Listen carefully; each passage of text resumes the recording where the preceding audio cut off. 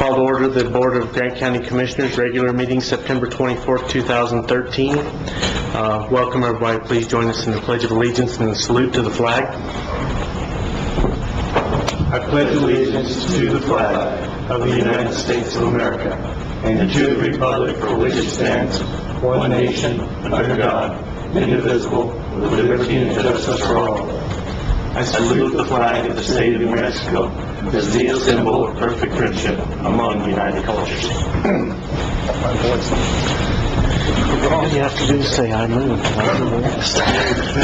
If you can't say that, we need to stop now.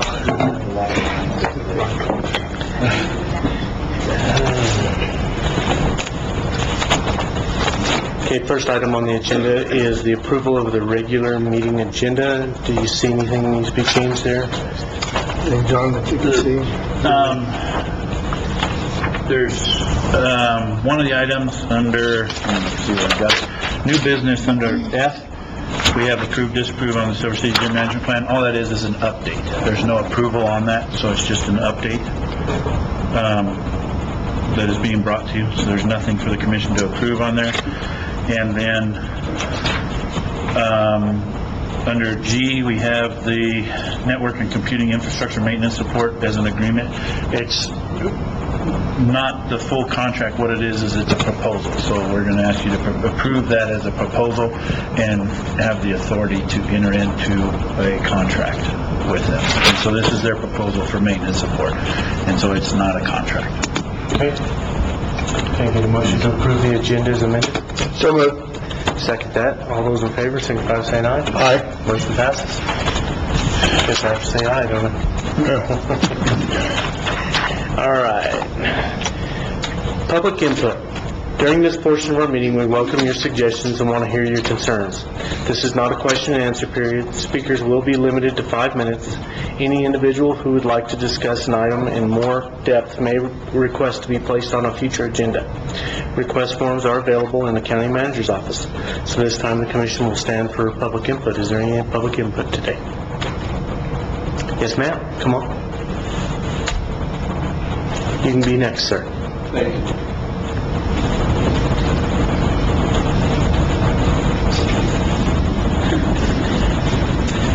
I know who you are, but if you'll state your name for the record, I Yes. appreciate it. I'm Patricia Cano of the Grant County Chicano Music Project, and this is Brian Freeman, also on the committee, and we have Guadalupe Cano in the back. I just wanted to publicly thank the commissioners for their support of the Chicano Music Festival. It was very, very successful, and we brought many people back to Grant County that don't normally come during Labor Day weekend, and we're hoping to do it again, so we just wanted to publicly thank you. I don't know if you are able to accept gifts, but we brought copies of the commemorative program, the DVD, and also the CD that I will leave here. If you're not able to accept them, perhaps you can pass them on to someone else. I have no idea. Abby? Actually, it's such a small token. Yeah. I think it's fine. Abby says it's fine. Thank you very much. Thank you for all guys. your hard work and your committee. Good job. Yes, sir. State your name for the record, please. Good morning.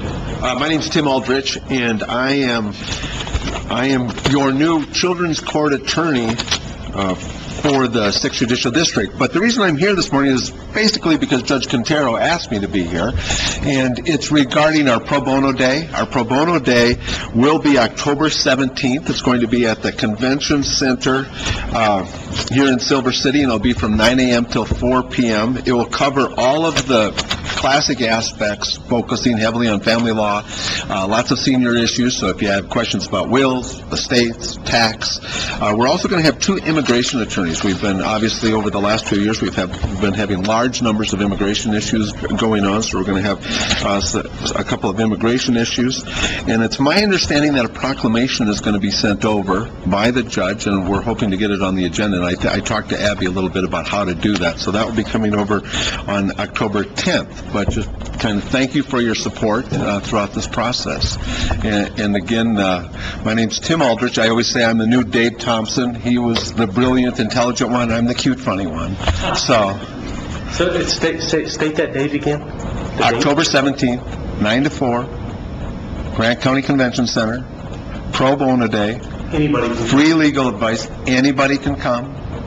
so there'll be several attorneys. There's going to be several attorneys there, and this is part of our responsibility for community, providing just legal services and access to justice issues. Thank you very much. Thank you. Have a great day. You too. Yes. I just wanted to know if we get the resolution or the proclamation in time, we can put it on that October 4th meeting as well. Don't we, so, look at the calendar. Tim, after that, if you guys can get it over here before the 4th. Okay. We're going to have a special meeting on the 4th All right, we'll do it. that we can add it to, because we have it for the subdivision, and we're going We have a to regular meeting on the 8th. Well, do work yeah, session and the 10th, yeah. and so we can put it on the 4th if we want to, if we get it. Yeah, that's fine, if we get it in time. Any other public input? Seeing none, we're moving on. At this time, I would take a motion to approve the August 27th, 2013 regular meeting minutes and to approve the September 12th, 2013 special meeting minutes. Mr. Chair, Yes. I move that the minutes of August 27th, 2013, regular meetings, and September the 12th, 2013, special meeting be approved. Second that motion. Any discussion on that motion? Seeing none, all those in favor signify by saying aye. Aye. Motion passes. Financial reports. Approve or disapprove September 19th, 2013 expenditure report. John, you want to go through that? Thank you, Mr. Chair and Commissioners. We have the September 19, 2013 expenditure report. It's for $1,338,181.20. It is for a 1-month period. One of the extraordinary expenditures in there is for the construction of the new animal exhibit building or housing building. I guess they don't get exhibited in there, it just houses them. And that is $117,904.88. Everything else is pretty much normal expenditures. It's just because it is a month time frame, we average about $650,000 to $700,000 every 2 weeks. Okay. Chair, Yes, sir. I'd like to make a motion to approve the September 19th, 2013 expenditure report. I second that motion. Is there any discussion on the motion? Seeing none, all those in favor signify by saying aye. Aye. Motion passes. New business. Approve or disapprove inventory deletion for the Public Works Department. John? Mr. Chairman, Commissioner, the Public Works Department has 2 vehicles, a 2000 Gold Ford Explorer and a 1996 blue GMC Blazer. They're both obsolete vehicles for us. They've been used a long time. They're starting to cost us a lot in repairs. In your package we've gone on to Kelly Blue Book, and the fair market value of them is around $2,000 for each of them. At this time, the Public Works Department just wishes to remove them and let them go into the road department for if we do an auction, or we're looking at actually doing a sealed bid, having people come in and place bids on the vehicles based on a minimum bid that we wish to receive for them. So, Mr. Chairman, Yes, sir. move to approve the inventory deletion for the Public Works Department on the 2 vehicles that's stated. I second the motion. Is there any discussion on that motion? Seeing none, all those in favor signify by saying aye. Aye. Motion passes. Approve or disapprove transferring office equipment from the Grant County Assessor's Office to the General Services Director. John, you want to go through that? Thank you, Mr. Chairman, Commissioner. This is for, we transferred a 2008 Ford F-150 pickup truck that was in the inventory for the Assessor's Office to the Public Works Department for their use. It's a 4-door, 2-wheel drive pickup truck. And then the Dell computer, a desk, a mobile file, and a both front drawer file were given to the General Services Director, Mr. Villa, when he moved into his position. The vehicle, we've made arrangements as soon as the replacement vehicle comes in for the planning department. We have it on order. It should be here about the middle of October. We're going to transfer the Ford Explorer or Ford Escape that Mr. Gutierrez is using over to the assessor's office, because that'll give them another 4-wheel drive vehicle, which is better when they're out in the field than this 2-wheel drive truck was. And so we're just waiting for that to come, and then that transfer will happen. And so that's what this does, is just moves that equipment around inside of Grant County so it can be utilized by others. Mr. Mr. Chair, Yes, sir. I'd like to make a motion to approve the transferring of office equipment / vehicle, that's the 5 items totally, from the Grant County Assessor's Office to the General Services Director. And I'll second that motion. Is there any discussion? Seeing none, all those in favor, signify by saying aye. Aye. Motion passes. Okay. Next, we have an update for the Silver City Deer Management from Mr. Ray Antonio. Good morning, Ray. How are you? Good, and you folks? Good to see you again. fatter today than they did a few weeks ago. They're getting better than us and growing more hair than me too, so I can tell you what, they're in good shape, so. Is that mic on? Or I can speak however it was, Is it? I just don't know if it's on. Little red button? how about now? Yeah, better. It went crazy last time I was here, so it didn't like me, so We making got sure. new ones. Even better, so. Commissioners, staff, again, thank you for the opportunity to come here. I was last here in February, giving you an update on the proceedings of our deer removal efforts. We've mainly been focusing in the Indian Hills area. This is finally coming to fruition since 2009, when we started our public meetings on concerns of too many deer in the neighborhoods and what could be done about it. Through all the public meetings, all the rules and laws that have been changed, we finally started on-the-ground removal of deer in June of 2012. Since then, we've removed 172 deer from those neighborhoods up there. We've done 62 through shooting, which we sell again to the people that need meat. We'd sell them for $1 to $5, just depending on the conditions there and the timing of night and all that good stuff when we get them. And then we've also trapped 110, which we released in 2 different areas, one in the San Francisco River Valley and then others down in the Peloncillo Mountains. As part of the release, we have a New Mexico State student doing graduate work following the success of this, so they're monitoring which habitats are better, predator control versus no predator control, to make sure that when we do releases, we're just not putting them out in the wild and letting them go and forgetting about them. And does it work? Is it worth our money? Is it worth our time to do this type effort? Of the 67 callers that we had on the ground, we've had 29 mortalities this year and stuff, which are broken down in there. As part of the study, as we go forward this next year, we're again wanting to target about 100 deer out of the neighborhood that we'll trap. Then we will try a different release type. We did a hard release, what we term a hard release on these deer that was just kicking them out of the trailer, let them go. We're negotiating with Forest Service to get soft pins or pins that we can build to do a soft release. In other words, we'll put them into the pins, let them acclimate a little bit, then open the doors and let them go out on their own at that time. So we'll compare the successes of predation, successes of survival between those type releases and everything. So this just isn't an effort to remove deer, it's also to allow us to learn and make sure that we are getting our money's worth, and that when we put a resource in a new place, that it is surviving and can be utilized. So as we go forward, we have not shot any deer since the summertime. I think it was in May was the last time that we removed any deer. We'll let it cool down, let the family groups come into place, and then also let our officers who are busy now with elk hunts and going into deer hunts and stuff, let them get their feet under them, and then we'll start removing some deer in the places that it is safe. There's been some concerns expressed by the public. Again, these are areas where it's safe to shoot deer. It's not something that we take lightly or trying to endanger anybody's property in any way, shape, or form, so we make sure it's on properties that are big enough. And again, it's all on private property requested by the landowner. This isn't something that we're just going in to do. This is where we're working with community members in areas that we can safely. If we can't safely do it, then we look at trapping as an option there, where we drop the drop net. We have conditions we have to meet there where we can get trailers and trucks and a net that's 100 by 100. A drop net is what we're using to get them and get the personnel in there, so it's a big operation. So somebody's backyard may not work on those instances, so we're looking at the bigger properties and stuff where a lot of this is taking place.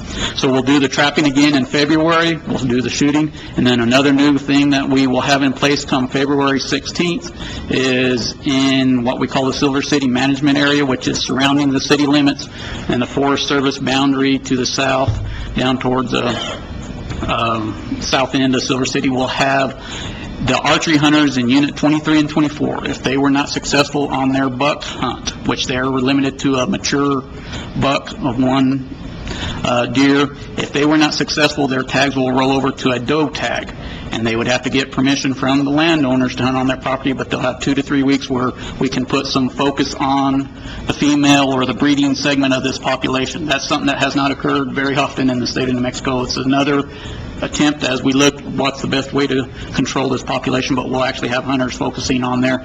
Again, it'll be the local folks that have contacts with all the landowners, where the properties were as legitimate or not. So that'll be something that'll be new come February of 2014 and stuff. So we'll be notifying those hunters and get them the map of the area. It's not all the unit, it's in a localized area that we'll do it, so we can focus that pressure in Indian Hills or wherever, and hopefully do that, because as you talk to some of the folks in the meeting here, they're seeing lots of fawns. So all the headway we made, we got to take back from that and go from there. So it's a continual deal. We're looking to do this 4 or 5 years, but they are in good shape in these neighborhoods. They have a lot of groceries there, so their body conditions are good, so they can have twins. So, but that's our plans going forward. We'll come back in February, March, and around there, give you an update after the trapping and so on and so forth, and our efforts there, and try and keep this communication going every 6 months. If you guys receive any concerns, please let us know, and we'll address them. Sheriff had some concerns last time. We addressed those and been in communication with them also, so we should be going smooth to our knowledge at this time, so. Questions for Rick? I have none. Appreciate it. All right. Thank you Very much. Thank you for the update. 6 months. All right. All right. Thank you, folks. We betcha. Okay, item G, contracts and agreements. Approve, disapprove agreement number A1321, network and computing infrastructure maintenance and support. Mr. Chairman, Commissioners, what we have is, as I said at the beginning, is the Secure Apps group is a group that we use to do our network security posturing every year. We've been using it for several years. This year, what they brought to us is an agreement to have some computer support. At Grant County, we have one individual, Angela Castillo, that does our computers as well as does our GIS and rural addressing, and so sometimes she's stretched thin. We work her pretty hard trying to maintain our computers and keep everything up, and she does an excellent job. This is an effort to give her some kind of help in doing that. What they'll do is they'll be able to remote into our system for 10 hours every week, and then 8 hours every other week. They have an individual that'll come down on site for a full day and work with Angela, work on any issues that we have.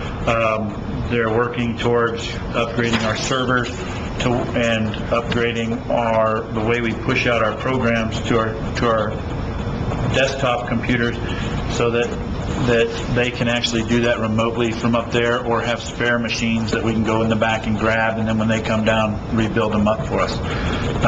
And so what this is this is their proposal that we're bringing to the commission. It's for $51,000 a year, which is less than it would cost us to hire a person with salary and benefits if we were to hire another IT person just to do IT for us. And we actually get more than one person out of doing this. We get their whole group. So anybody can work on this. If we have several issues going on, they'll throw 3 or 4 people at it and come and do the job for us remotely, dialing in. And so if the commission chooses to approve the proposal, what we'll do is we'll go back, Ms. Robinson and I, to put together a contract with them.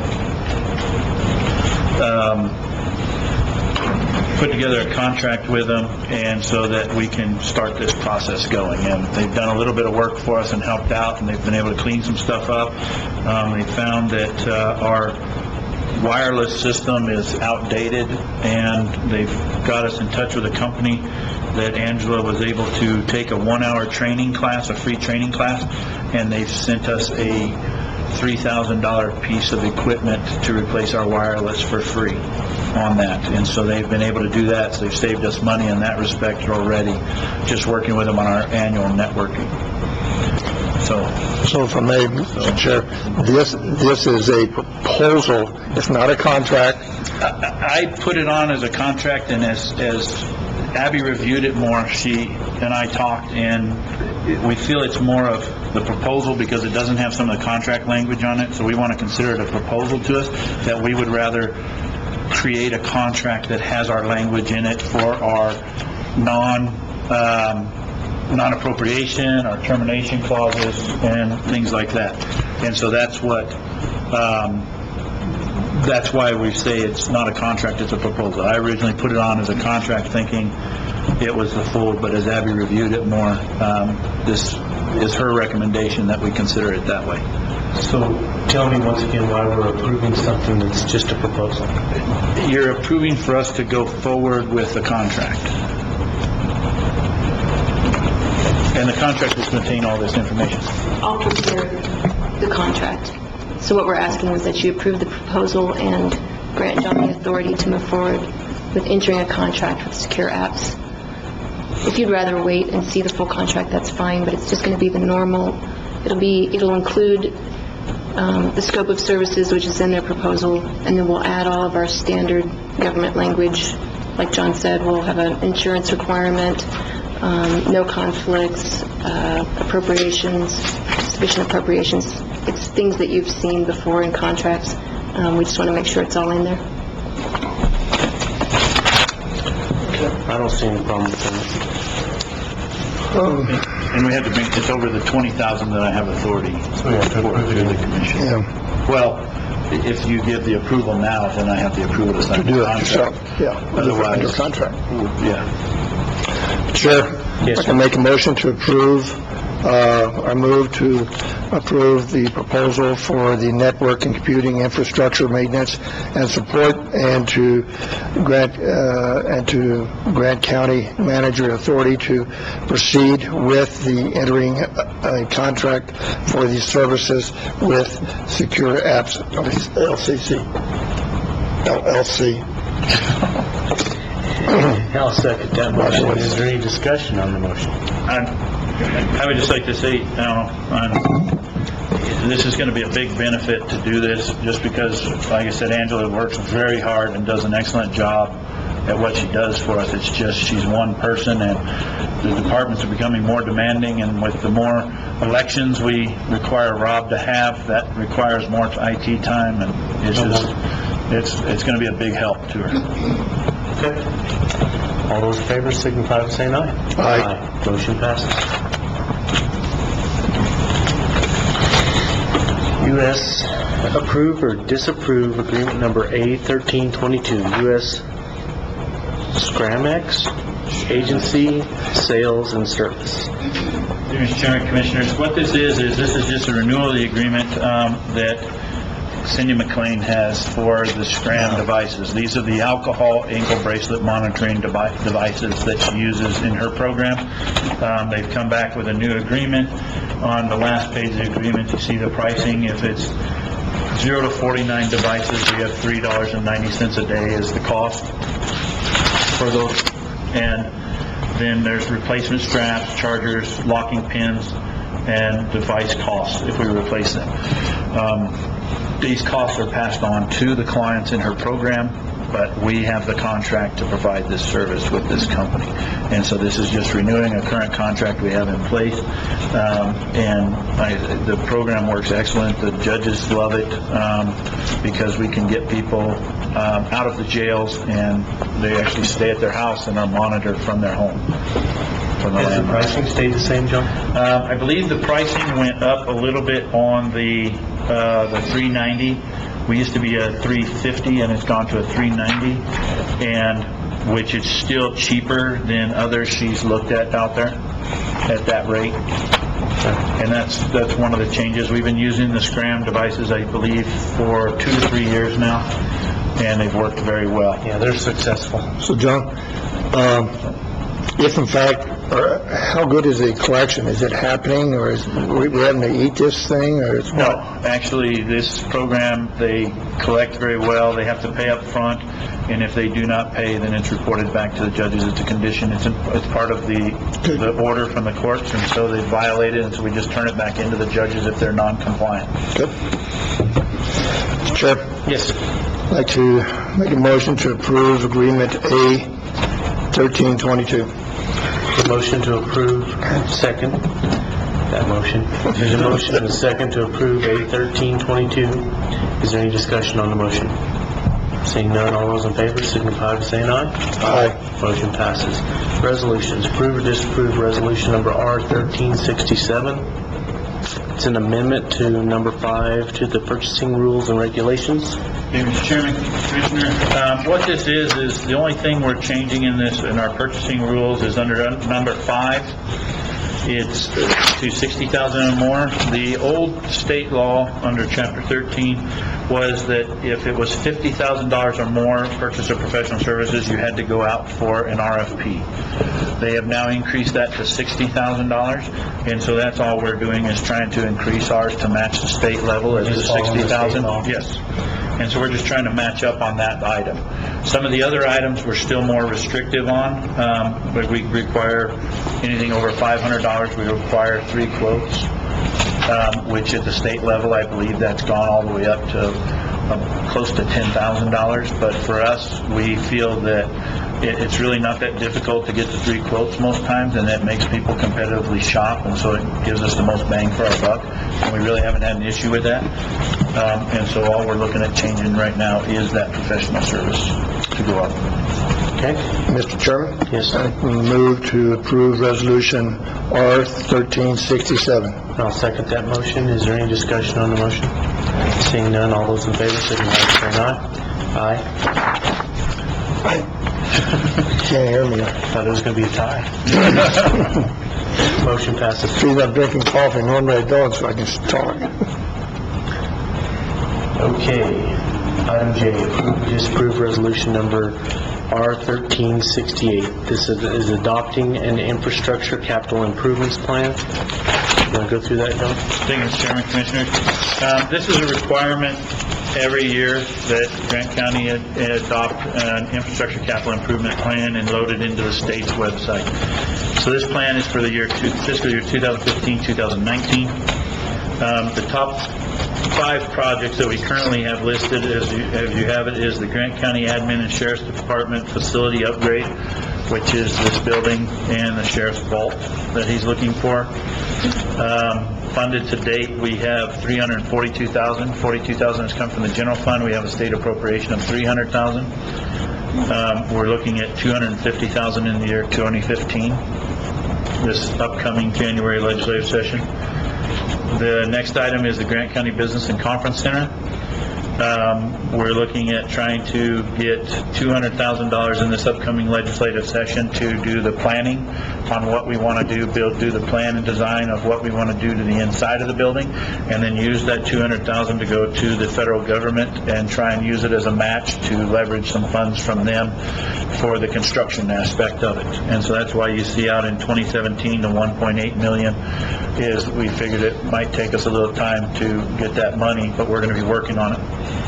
Item 3 is courthouse renovations. In 2015, we've got $555,000, and in 2016, $265,000. What these monies are for is just, it has an older electrical system, it's an older building, it's to upgrade the electrical system so we can go forward with some of the improvements that the judges would like to do by adding a second courtroom and different types of office improvements in that building. And so that's what that funding will do, is mainly go towards the electrical system upgrades. Number 4 is the North Early Drainage and Flood Prevention Project. This is a project that we've already received $336,000 for the plan and design this year through CDBG Colonias funding. And so we're looking at $350,000 in 2015 and $250,000 in 2016 for the construction of the drainage and sidewalks, curbs, gutters. So that's where that project is. 5, we currently have the construction of the new county fair facility. We've spent $489,000 to date, is what we're estimating between the general fund and the loans we received to build the new barn out there, animal barn. We're looking in 2015 of $260,000 to put in some restrooms and items, possibly a kitchen. And then in 2016, 2017, $100,000 each year, just to continue to do improvements to the facility out there, replace some of the older structures, and to upgrade it to where it's a more usable facility year-round for the community out there, is the purpose of that. In speaking with Commissioner Ramos, he would like to see if item 6, which is the Grant County wastewater storage facility, which is the reservoir for the storing of the effluent from the Tri-City Wastewater Treatment Plant, that he currently has that project in the Gila San Francisco Water, trying to get studies done on it and some engineering done on it. If we could move that up to 5 and the new fair facility down to 6. It will not affect the fair facility because we have the funding for the bathrooms and that kitchen and that 260 in the loan we currently have. But it'll remain to keep that reservoir project in the top 5 for the fight for the Gila San Francisco water monies, is what his concern is. He would like to try and keep that in the top 5. He said he fully supports the fair facility and us going forward doing improvements there, that by moving it out of the top 5, he said it's not going to drop off his radar because he understands that Commissioner Hall has been working with that community out there and would really like to do something out there for that community. And so he said he will continue to do everything he can to support that project that Commissioner Hall has out there and get that done. And he would just ask if his project could be moved up into the top 5 because it is in that funding stream already, and he doesn't want to drop out of that stream that he's in. Okay, John, on number 1, Yes. the $250,000 that we're seeking for the Grand County Administration Building and Sheriff's Department facility, that we're seeking legislative money? Yes, that would be, we've talked with the Senator and Representative Martinez, and talked about trying to get some legislative funding, since we've already got $300,000 last year, which we have not seen the agreement yet, but I found out from the mayor, Silver City mayor, that he received the agreement and emailed them back and said it's not my agreement, it's the county's, and he forwarded that over to me, and I forwarded a message to the person, our representative, and we still haven't seen the agreement. Okay. So, All right, so moving down, the $200,000, that's for planning. that is for planning and Where's that design. coming from? That is legislative So appropriation we're asking $450 for this for the session legislative session. so far. Yes. And the courthouse renovation, That's one we're going to be talking at the legislature, and also looking at, Anthony Gutierrez, our planning director, has been looking through grants and different types of other sources of funding to see if we can get some federal grant money to do that, because there are monies out there for electrical retrofits and upgrades. So he's been working on searching those. So we're going to search at both levels for those. And the courts usually put their building on their ICIP as well, and so they'll be seeking funding as well for it. So I'm wondering if we shouldn't be asking in 2015 for planning money for that one. But I guess we could phase that 555 into planning and construction. yes. And we currently have got Brian Fuller from Fuller Engineering looking at an electrical study of that building to give us a better price on what the electrical upgrade truly is going to consist of and what needs to be done first, and give us a phased plan on that. He just won't have it to us till the end of September. So, Then wouldn't that help us if we go that direction with the $200,000 through the legislature? Then wouldn't that give us a foot up as far as grants? it would be match money like we're trying to do for Palmer. Yeah, the problem is that 250 on the top line and the 200 in the second line, that probably exhausts any ability to get any Anything more. else, yeah. That's going to be it for that year. That's what I'm thinking, if we could get those two done in 15 and move that out 1 year, then we come down to the North Hurley drainage, that's funded through Colonias. So the fair building is funded. So I have no problem with moving the fair facility down to 6 for this year. But we're probably gonna want to move it back up there as soon as we get the administration building done. It should drop off because it should be finished, and we can move that back up, and we can use that. Then we can ask for those 100,000s out there from the legislature, and moving the water storage facility, because I know it's important to keep that in the top 5 to keep that Arizona Water Settlement Act money in there. So I have no problem with that. How do you feel, Commissioner? I concur. So on the courthouse renovations, do you want to put a smaller amount in 2015 and move the bulk of it to You know, I think that 2016? as long as our proposal's phased, I don't think it matters. Okay, then we'll just make sure when we submit the application for capital outlay to the legislature, that we put it as a phased project. More realistically, it would look better if it was done that way. I mean, when you're planning properly, they see that you're not just asking for pie in the sky. And you know how that is, you've been up there with me. So, with those changes, can I get a motion to approve the infrastructure capital improvement plan? So moved. Second? All those in favor, signify by saying aye. Aye. Motion passes. We will make those and send it, have it loaded in the state's system, and I'll get that loaded. Approve or disapprove resolution number R-1369, section 104, subsection D of the Housing and Community Development Act of 1974 as amended. Mr. Chairman, Commissioners, what this is as a requirement of using CDBG funds and Colonias funds, we have to pass resolutions. This one and the next one, and then on the next meeting, we'll have another one. I was just getting the numbers. We need to get median household income numbers and things that I've gotten from COG that we'll add into it. But that's what this is doing, is it's just setting up that Grant County is always going to work towards fair housing in the community. We're not going to take CDBG funds or other funds and trying to build housing that cannot be used by the low income, because anytime you use CDBG funding, you have to be at least serving 51% of low to moderate income individuals in your community. And so that's what these resolutions do, is it just sets up that the commission chooses to continue to follow those requirements. We will use CDBG funds to pay moving costs, provide relocation payments to the extent permissible by local and state law for private developers to provide compensation to persons displaced by activities of us. If we go in and are revamping a neighborhood, we have to do everything we can so that we're just not displacing those people. But it's everything that is by law. So if it's against the state law, we don't have to do it. But we will do everything in our power that we can to make sure that we are not We don't do any of these type of projects.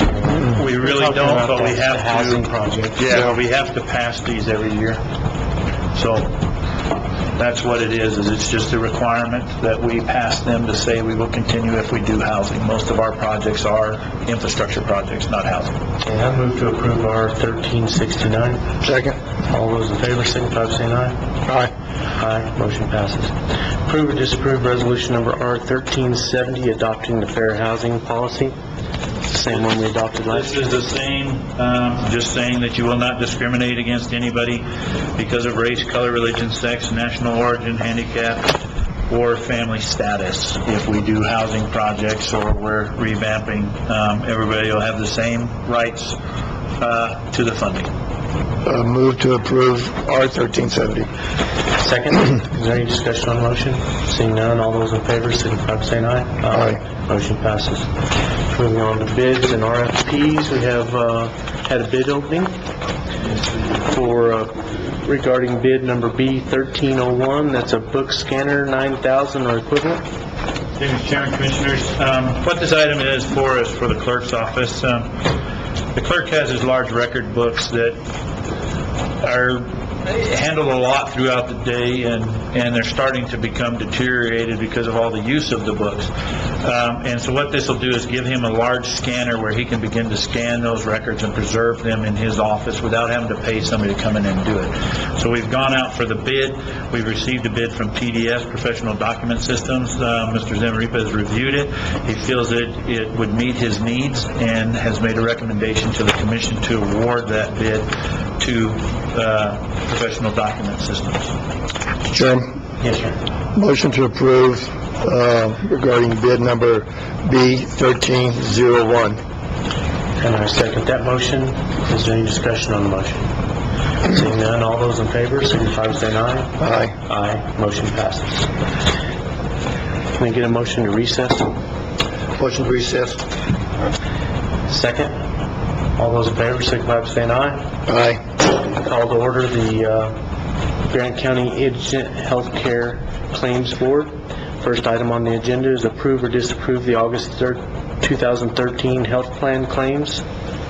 Mr. Chairman, Commissioners, in your package of the August 31st, 2013 healthcare plan claims. The sole community provider piece is 942 claims for $589,789.31. The out-of-county claims, which are the indigent piece, are 9 claims at $32,986.07. Total of 951 claims for $622,775.38. They've been reviewed by Mr. Zamora, and there is funding to pay these claims. And we're on the sole community provider piece. We talk about this each time. They've released the money to the hospital. There's a new formula for July through December already out on what our contributions are going to be, and we've received those. We've been working with the chief financial officer at the hospital, Beth Allred, to make sure that we meet those payments. She's done the audit on theirs to figure out what we need to pay and where the balances are. And then going forward in January, I don't know if Brian can, during his report, give a little update on what they know, but it's kind of, they're changing to this kind of managed care, and they're still trying to figure it out. We don't know if during the January sessions, if the state's going to still try and make a play for our first 1/8 increment of the sole community provider, so it'll go directly to them, and they'll decide how it's dispersed, and so it won't come back down to the counties when we send anything up. We just still haven't seen how it's going to play out on our end.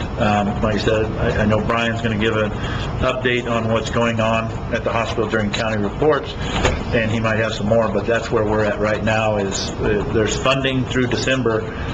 After December, I don't know if anybody's real clear on how it's going to look. We're still kind of figuring that out, but there should be funding there still. Mr. Chair, Yes, sir. move to approve the August 2013 health plan claims to indigent funds. Second.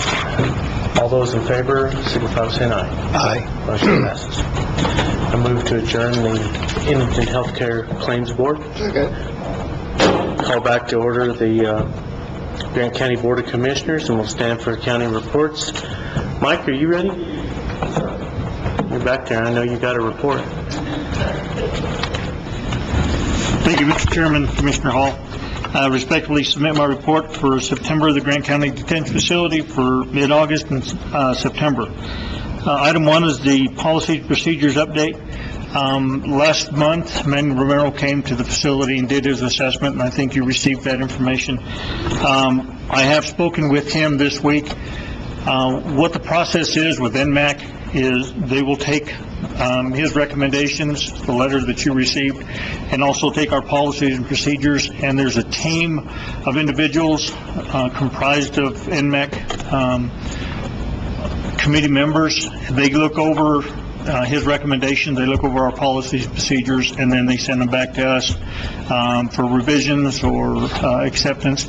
And once we get those back, he said we should be getting those back shortly. They do that with all the facilities. They go back and they review all of the facilities that Manny has gone to inspect.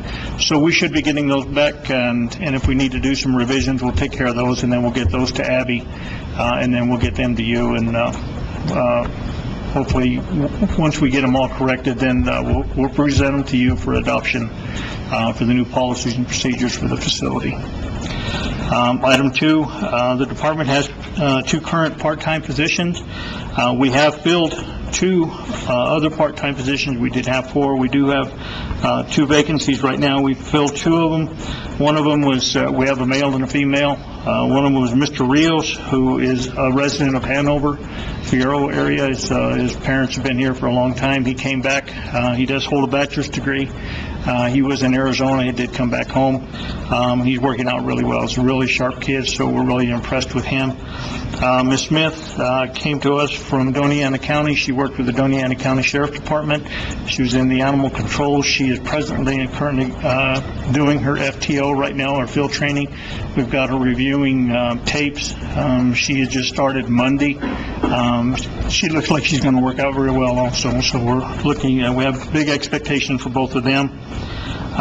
The detention facility, we lost 2 of our better detention officers. One of them filled an in-house position here, and the other one accepted a position with the Beard Police Department. The reason he did that is because he wanted to fulfill his shorter retirement. He was a current police officer. He came from Doñana County Sheriff's Department and still held his certification, so he decided he wanted to go back and possibly get out early with his 20-year retirement under the Plan 5 with PERA.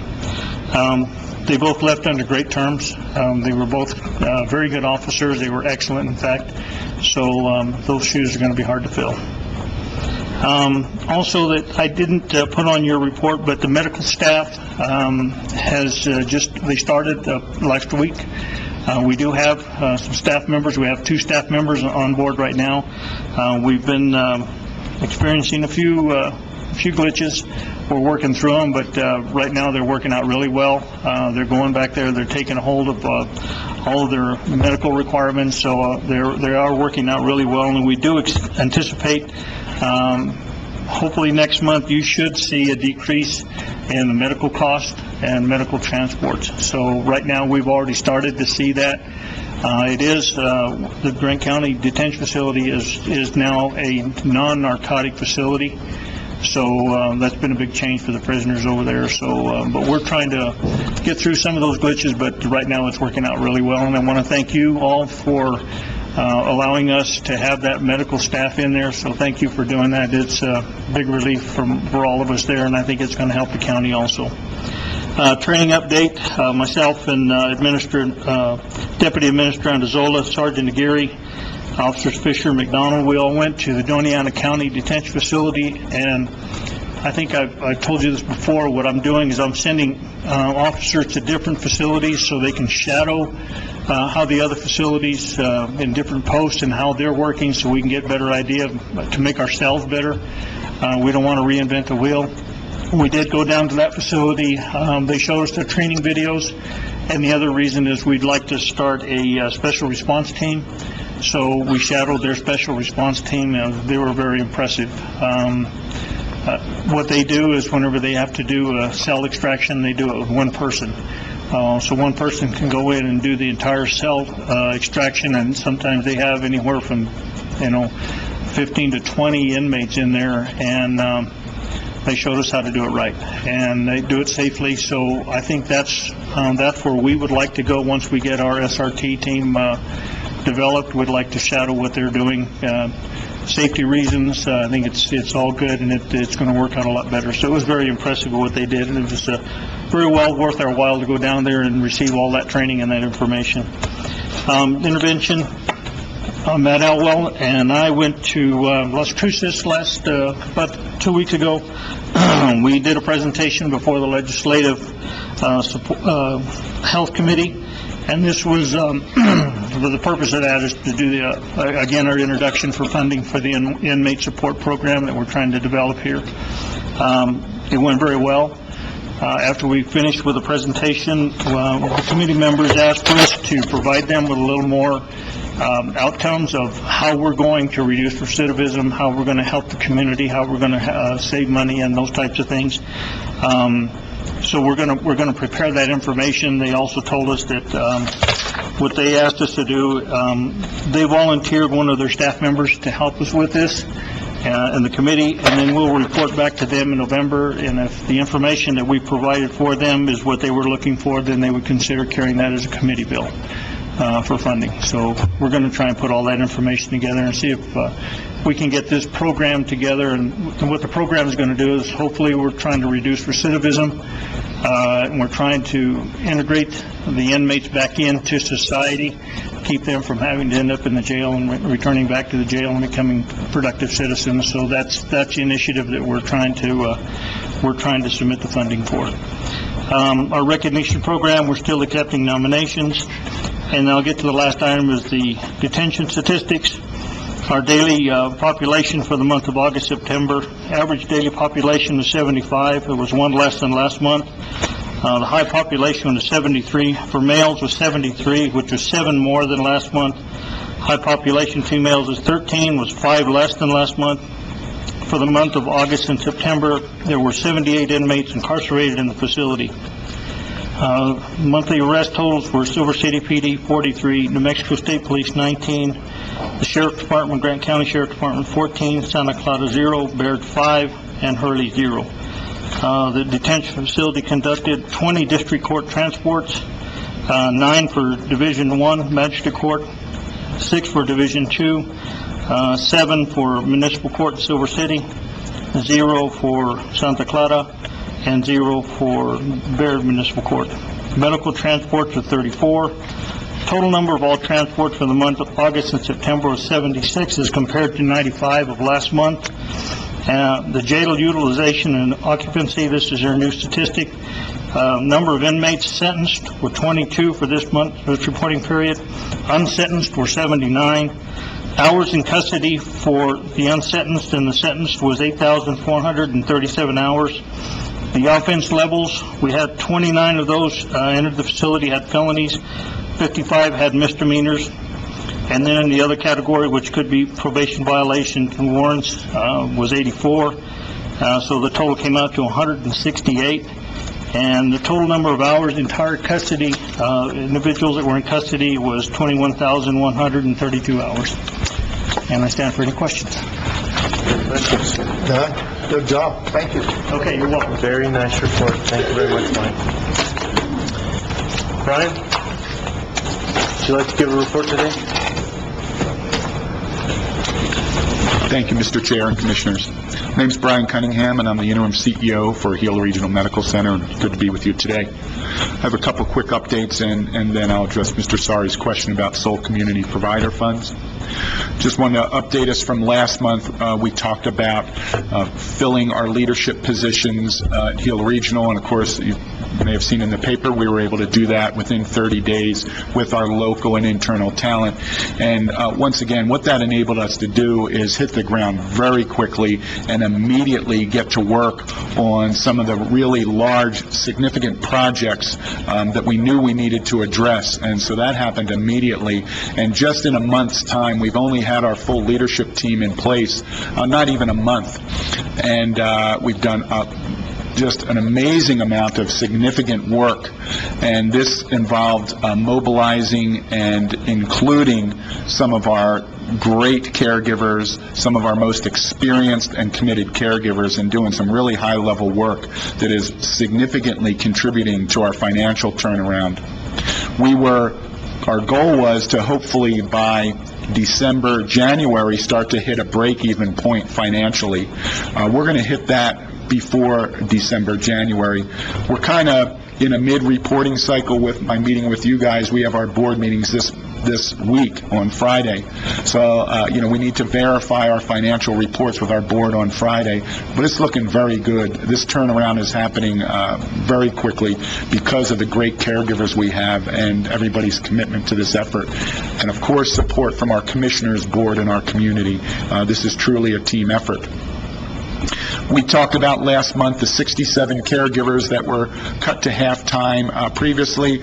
I wanted you to know we have addressed that issue from a demand-based perspective with the workloads. I think we've already talked that through, and I think we're putting that behind us. We've brought more than half of those caregivers back to full-time, and the others are in kind of a different statuses from there, and I can go into detail if you'd like.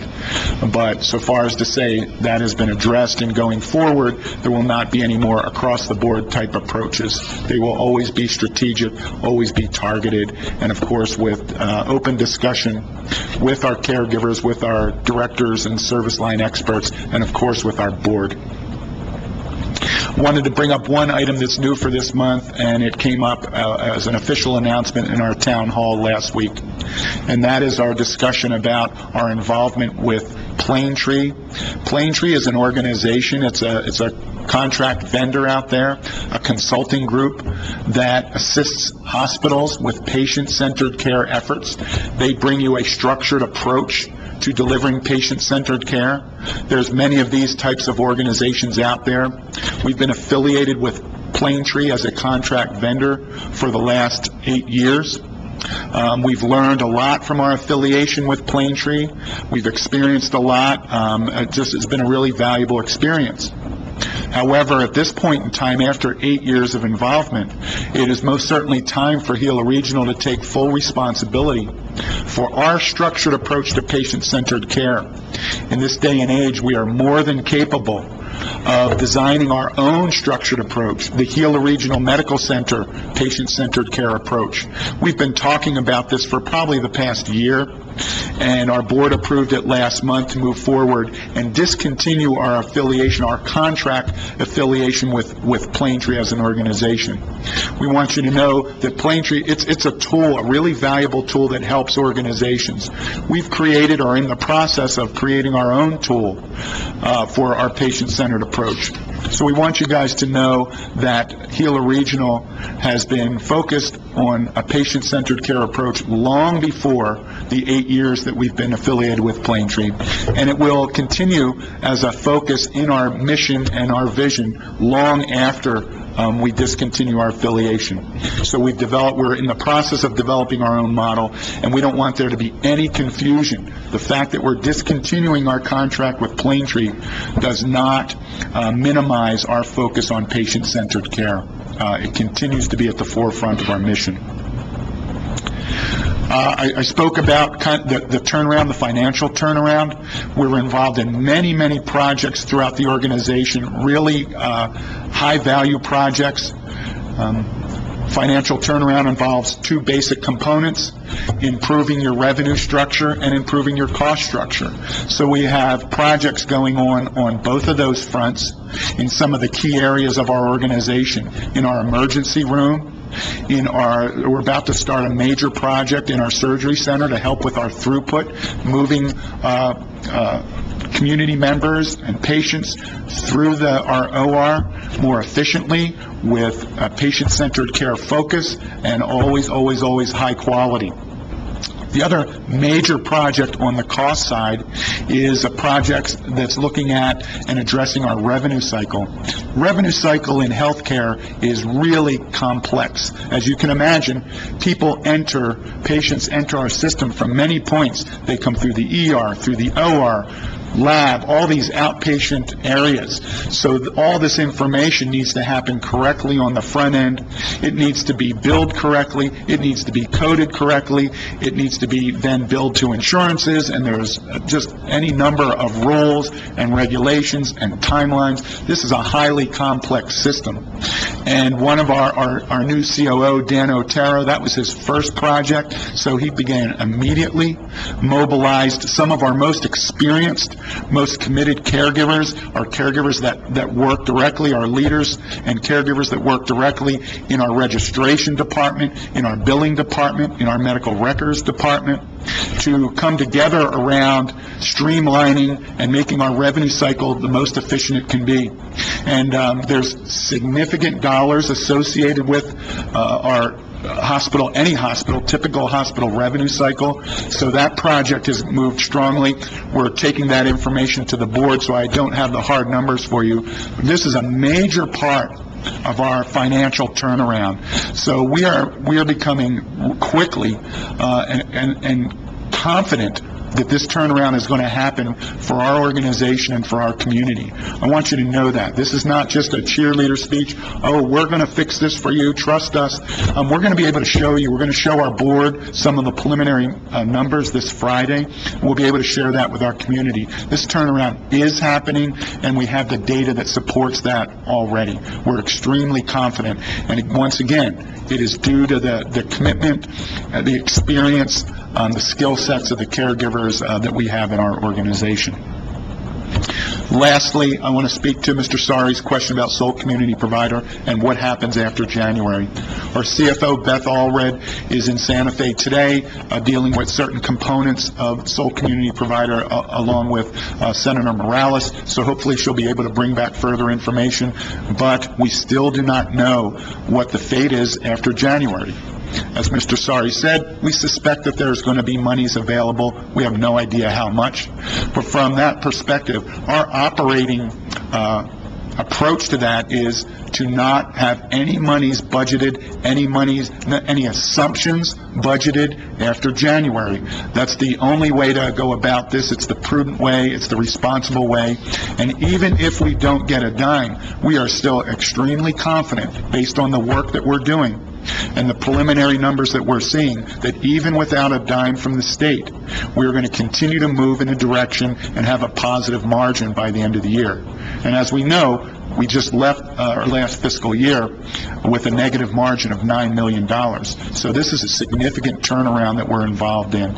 And even without a dime from the state, we're extremely confident. We're doing the things we need to do to move in that direction, and we have full support, we know, from our commissioners, our board, our community, and most importantly, our caregivers. They have jumped right in to do this work and identify where our caregivers knew opportunities were for efficiencies and savings. And I stand for questions. I'm very excited. The one thing, just the turnaround, I really hope the figures are right, because that's great news. Secondly, the sole provider community money, I'm glad to see we're not going to be depending on that. That's fluff as far as we're concerned, and I think that's good business. And I asked you this privately earlier, but our days cash are about 108? 108, yeah, so they've been stable. They came down, from 6-8 months ago, from 150. They've been around 106, 104, 108, stable these last couple months. That's nice. Okay. It's nice that we've stabled out there. The bleed. Okay, thank you very much for coming.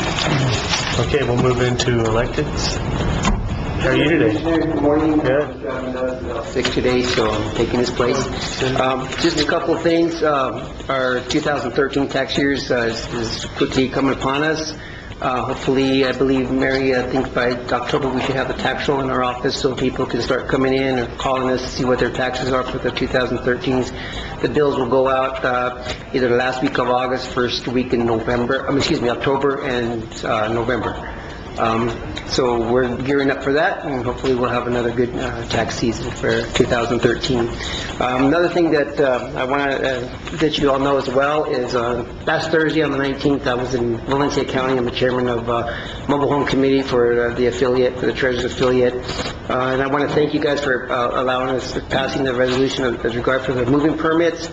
That's starting to go statewide. I'm preparing some packages for law enforcement to make sure as these manufactured homes are going down the highway that they do have these permits on the back of them, so that way we can hopefully stop this illegal moving and setting of mobile homes, and that way if they're moving across county lines that the next county will be able to pick up that manufactured home on their tax roll, and vice versa, that we get it as well. Hopefully each county will be communicating with each other to make sure that the assessor's office is able to, because once it arrives at the destination, there will be a phone number, which would be the assessor's office, to go remove that permit so that way they can get that manufactured home on their tax roll. Another thing as well is the meeting which we put together is that we're going to start going forward with auctions on manufactured homes. It'll be just like real property. Years back, the state property tax gave the treasurers the authority to sell manufactured homes. I've talked to Abby about it. We're looking statewide as well, and we're going to hopefully move forward here soon and start doing some auctions on manufactured homes, because statewide there's a lot of money out there that counties can use, and if we can get it for you guys to use in your budget or whatever, we're going to do that. There are some issues that we need to, some loopholes we need to close, and we're working hard on that, and Abby I think is going to help us, and there's some other county attorneys that some other treasurers are talking with to help us close those loopholes. But I think that'll help us, because we have manufactured homes that are 10 years delinquent, and it's as a group we've thought, why do people with real property have to pay their taxes and in 3 years to get theirs auctioned if they don't? It's just not fair. So we want to try and do that. So we're working very hard, and hopefully by next year we'll have something going, and we'll keep you abreast of what's going on. So. Basically, that's all I have, unless you have any questions. Thank you very much. Mary, how are you today? I'm fine, thank you. Chairman, Commissioners, I didn't get a chance to introduce Eric Morales as my Chief Deputy Assessor, and I understood he had to introduce himself. But I'd like to thank him, because in my absence to be with my mother while she was ill, Eric was able to step in and work closely with the appraisers in planning and organizing, directing, overseeing the duties in the assessor's office so that we can continue our high level of professionalism in the office. So I'm really thankful to Eric for that. Mr. Morales and I are working to get the tax rates over to the treasurer's office, and hopefully by the end of the week, they will be over there. And we do have a new employee, Jason Quimby, and he's going to be a huge asset to our office, I'm sure of it. So if you have not met him, please come by and say hello to him. And that's all I have. Okay, thanks very much. How are you today? Good. Thank you, Chairman, Commissioner. I did want to thank you guys for approving that bid today. I think it's going to be valuable for our office. A lot of old books in there, a lot of old newspapers. We'll be saving those for future generations with that new machine there. I also did want to let everyone know that earlier this month, we did receive a court order in our office to start issuing same-sex marriage licenses, so our office is doing that now. And unless you have any other questions, that's all I have. Thank you. Thanks, Rob. John? I have a couple items. We have a new employee in our office as well. She's here. It's her first meeting. It's actually her second week on the job. I was gone part of last week, so it still seems like the first week. But Denisha Lucero is working at the front now, doing an excellent job. Has already met most of the office around here. I think she's been around. Randy's taken her around. And she's worked on the agenda and the books and doing a good job, keeping me in line and That's a big job. setting my meetings, and she's really fit in well and has been doing really good work. The week and 2 days that she's been here, she's stepped up and fit in real well, like she's been here for a while. So I think she's going to be an excellent asset to the office and everybody in the commissioners as we go forward. And then also notice the new chamber director's here. I don't think he's had a chance to come and introduce himself to the commissioners, so I don't know if he wanted to say hi and tell you about himself, or what he's, if you want to come up and tell him about, I met him when he first was down here before he came on board fully, and I think he's going to be a great asset to the community. He's already started changing some things they're doing, and let me give you a little talk. Yeah, we appreciate the welcome to Silver City. We've been here about a month and a half, almost 2 months now, and we're really rebuilding the Silver City Grant County Chamber of Commerce literally from the ground up. I've got a great board that's helped out a lot with helping us put some things in place, and I think you guys will be proud of the finished product. It's going to be a little slow, but we're going to get there, and we hope to do a great job of trying to bring new business to town, bring new people to town, and quite honestly, capitalize on the resources that are here. A great medical facility, great educational facilities, and overall, a wonderful place to live. And with all that in mind, we're going to do our best to help this county and the cities that are in Grant County to prosper, and so that the citizens will enjoy their life here. So, but anyway, we've got a good task before us, but we're going to get there, and appreciate the support that we've gotten from you guys. And quite honestly, whatever the chamber can do, whatever you guys think our role needs to be, I would like for you to share that with me when you can. Thank you. Thank you. Anything further, John? One of the commissioners know on October 4th, we currently have that meeting scheduled for the Viva Santa Rita subdivision for the improvement district. It's a public hearing. We're also going to schedule a special meeting. I was looking at doing it, that meeting's at 9, so I was looking at doing the special meeting at 8:30, because it shouldn't be that long, if that'll work for you. Don't know if And I'm retired, that's awful early. I know. Are you talking about the 4th? On the 4th? Yeah, what we were going to do is we have a meeting scheduled for the 9th that I can't move that meeting because it's had to be advertised for 30 days. So what I was going to do is schedule a special meeting at 8:30 to do the proclamation for the Pro Bono Week, if we receive that, a proclamation for Hispanic Month, and then the creation of the Eco Watershed Planning Group that Commissioner Ramos... day as the fundraiser for Western? It is. The fundraiser for Western, yeah, that starts at 8 o'clock, so I don't know. That's for the foundation, right? Yeah. Can we have it at 8? I bet they'll let us be a little late, but we want to make sure we're involved in that fundraiser. Well, we have the one at 9, I cannot move. Cannot move it. I cannot move the 9 o'clock, I don't believe so. Yeah, because it has to, by requirement for it has to be advertised 30 days notice. Okay, so have the other one at 8:30 and we'll just... That's why I figured at 8:30 and we should only take a few minutes, then we'll roll right into that public hearing, and then that public hearing shouldn't be long. It's on that subdivision. Now, they all seem very happy that they're going to get some roads fixed to me.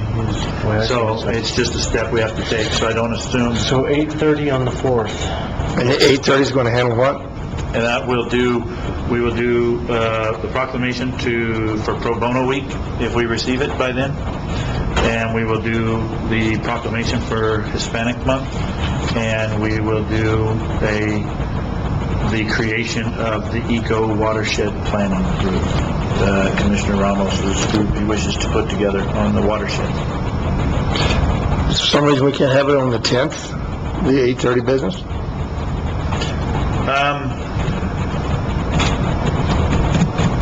Or just something to We think could, about?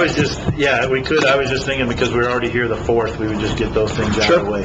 Is the only reason why I was looking at that is because you already have to come in on the 4th for that public hearing. I'm assuming you've already spoke to the other commissioner about that, so it's kind of... The other commissioner would like to try and do it then, yeah. It's my fault that the Watershed Planning Group is not on this agenda. I was focusing on getting a certificate of occupancy for the Fair Building, and that slipped my mind, so... That's a good thing to be doing. So, and we got that, so... Okay, so... Is that it, John? That is all, and you see the front, I think they're pouring concrete. Supposed to be pouring it today, tomorrow. They were out there this morning, so it might be poured by the time we get out of here. Good week to do it. Be careful where you step. The handicap ramp has been poured. They're just pouring the slab to the expansion joints, and then they'll pull and they'll finish off the outside edges of that slab, and then we're down to the paving, and there's a little bit of sidewalk on each side. And we are done with the front so far, the first section of it. All right. Commissioner, anything for the good? Yes, I do. I just want to make sure and invite everyone to attend the Cliff Gila County Fair. We got to support our youth. It's a big thing. It's a great way to take your family out and enjoy this beautiful country that we live in. And they've done a lot of work out there. We're proud of the new barn and such. And come on out and this starts Thursday, actually, afternoon. They can start coming out and partake. Well, they've got judging. Functions Thursday morning? Yeah, Thursday morning. Yep. Through Sunday. So, come on out. The other thing I just want to bring up, the floods and the monsoons and such, and Grant County's been very blessed, except for one incident in Santa Clara, and we're certainly concerned for that family.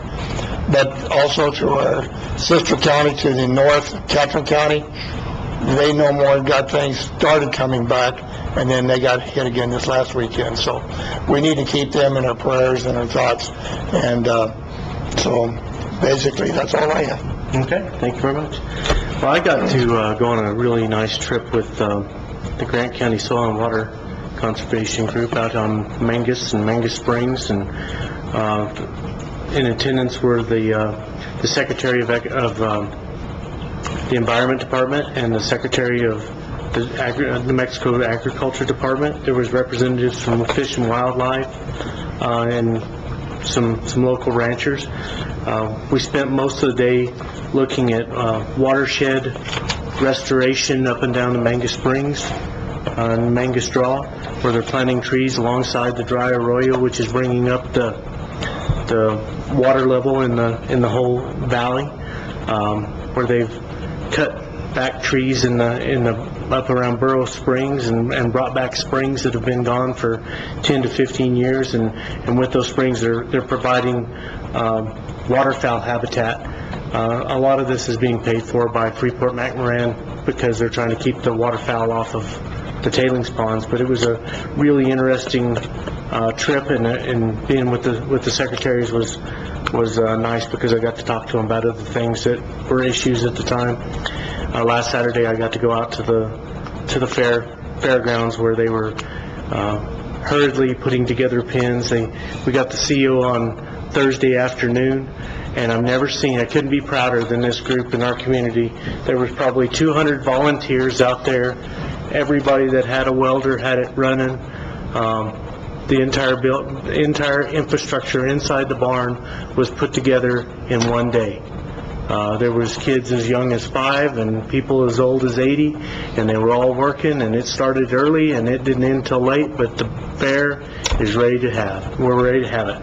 So with that, I'll take a motion to adjourn. So moved. Second, all those in favor, signify by saying aye. Aye. The what? Yeah, it was not on this agenda.